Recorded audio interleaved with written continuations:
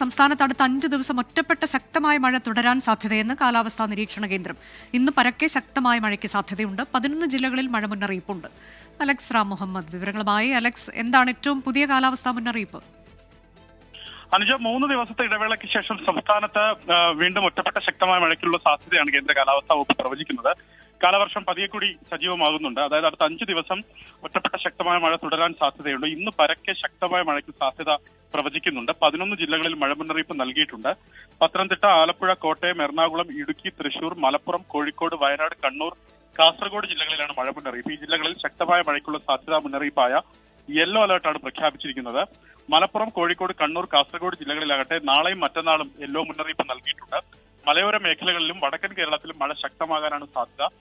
പ്രത്യേകിച്ച് മലയോര മേഖലയിലുള്ളവരും വടക്കൻ കേരളത്തിലെ മലയോര മേഖലയിലുള്ളവരും ഒക്കെ പ്രത്യേക ജാഗ്രത ഇപ്പോഴും തുടരണം. മഴയ്ക്കൊപ്പം മണിക്കൂറിൽ പരമാവധി 40 കിലോമീറ്റർ വരെ വേഗതയിൽ കാറ്റ് വീശാനും സാധ്യതയുണ്ടെന്ന് കാലാവസ്ഥാ നിരീക്ഷണ കേന്ദ്രം അറിയിക്കുന്നുണ്ട്. പൊതുജനങ്ങൾ ജാഗ്രത പാലിക്കണം.